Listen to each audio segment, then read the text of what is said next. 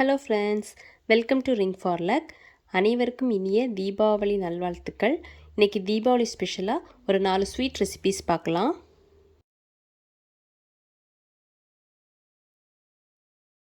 நம்ம எடுத்து வச்சுருக்கிற நெய், அப்புறமா பால், இது ரெண்டையும் ஃபஸ்ட்டு மிக்ஸ் பண்ணிக்கலாம் நல்லா. அதுக்கப்புறமா மில்க் பவுடர் போட்டு நல்லா மிக்ஸ் பண்ணிக்கலாம். இப்போ மிக்ஸ் பண்ணியாச்சு. அடுத்தது நம்ம பவுடர் சுகர் போட்டுக்கலாம். போட்டு அதையும் நல்லா மிக்ஸ் பண்ணிக்கலாம். இது கொஞ்சம் நல்லா திக்காகி வரணும். அது வரைக்கும் நம்ம கொஞ்சம் குக் பண்ணிக்கலாம். சிம்மில் வச்சே பண்ணிக்கலாம். அடுத்தது ஏலக்காய் தூள் போட்டுக்கலாம். போட்டு நல்லா மிக்ஸ் பண்ணிவிட்டு இன்னும் கொஞ்சம் கூட திக்காகணும். அவ்வளோதான். இப்போ பேனில் ஒட்டாமல் அழகாக வருது. ரெடி ஆகிடுச்சு. நம்ம கேஸ் ஆஃப் பண்ணிக்கலாம்.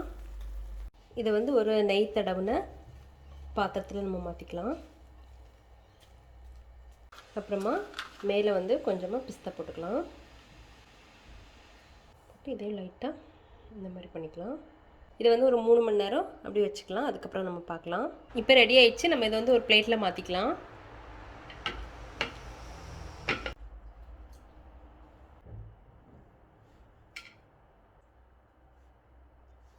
இப்போ நம்ம கட் பண்ணிக்கலாம்.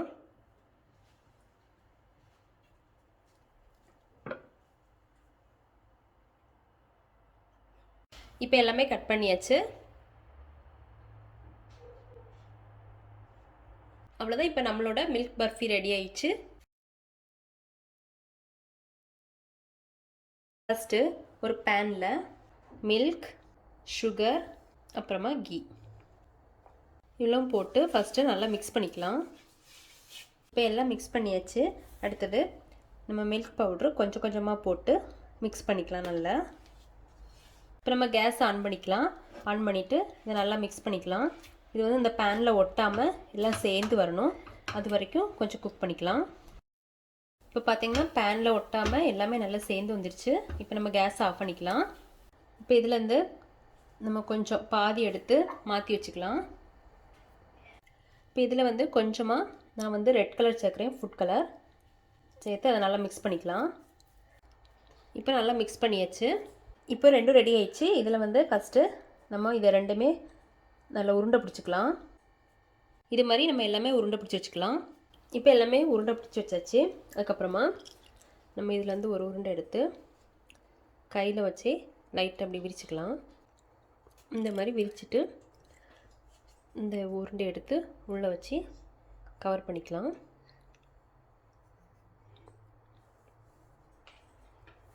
கவர் பண்ணி நல்லா உருட்டிக்கலாம். இது மாதிரி நம்ம எல்லாமே ரெடி பண்ணிக்கலாம்.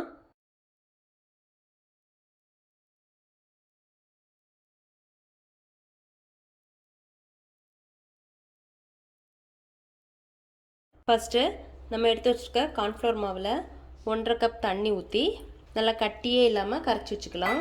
இது மாதிரி கரைச்சி வச்சுக்கலாம். அடுத்தது நம்ம எடுத்து வச்சுருக்கிற சுகர் 1 கப் தண்ணி ஊற்றி சுகர் கரையிற வரைக்கும் கொஞ்சம் வெயிட் பண்ணலாம். இப்போ சுகர்லாம் கரைஞ்சிச்சு. அப்புறமா லெமன் ஜூஸ் ஊற்றிக்கலாம். ஊற்றி நல்லா மிக்ஸ் பண்ணிக்கலாம். அடுத்தது நம்ம ரெடி பண்ணி வச்சுருக்கிற இந்த கார்ன்ஃப்ளவர் மாவை ஊற்றிக்கலாம். இதை நல்லா மிக்ஸ் பண்ணிக்கலாம்.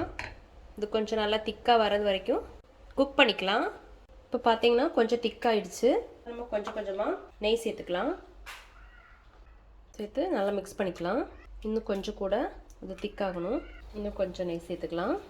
அடுத்தது ஏலக்காய் தூள் போட்டுக்கலாம். போட்டு அதை நல்லா மிக்ஸ் பண்ணிக்கலாம்.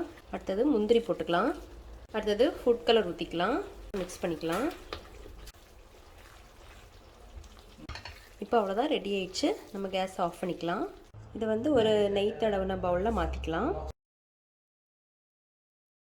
ஒரு 2 மணி நேரம் கழித்து நம்ம பார்க்கலாம். இப்போது ரெடி ஆயிடுச்சு. இதை நம்ம ஒரு பிளேட்டில் மாற்றிக்கலாம். இப்போ நம்ம கட் பண்ணிக்கலாம்.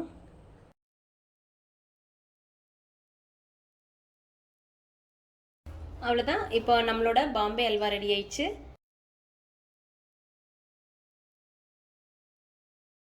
ரெண்டு கப் கடலைப்பருப்பு எடுத்து நல்லா வாஷ் பண்ணி 2 மணி நேரம் ஊற வச்சுருக்கேன். அதுக்கப்புறமா 2 கப் சுகர், 2 டேபிள் ஸ்பூன் நெய், கொஞ்சமாக ஏலக்காய் தூள், கொஞ்சமாக உலர்ந்த திராட்சை, கொஞ்சமாக முந்திரி, அப்புறமா நான் ரெட் ஃபுட் கலர் எடுத்திருக்கேன். ஆப்ஷனல் தான்.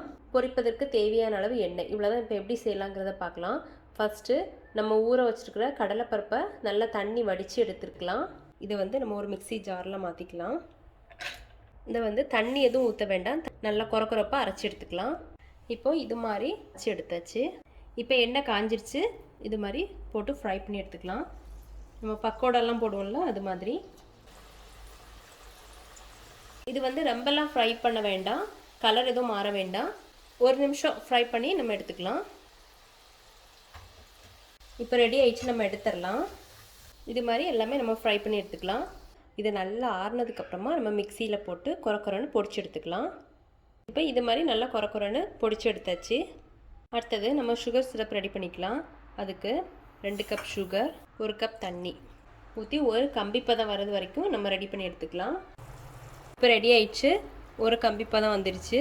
அதுக்கப்புறமா அதில் நம்ம ஃபுட் கலர் சேர்த்துக்கலாம், கொஞ்சமாக ஏலக்காய் தூள் எல்லாம் சேர்த்து நம்ம கேஸ் ஆஃப் பண்ணிக்கலாம்.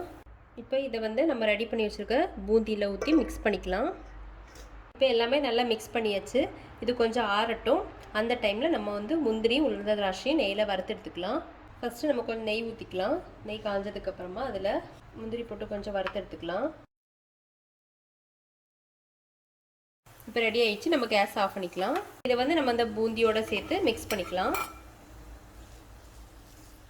இப்போ நம்ம உருண்டை பிடிச்சிக்கலாம். இது மாதிரி நம்ம எல்லாமே உருண்டை பிடிச்சி எடுத்துக்கலாம்.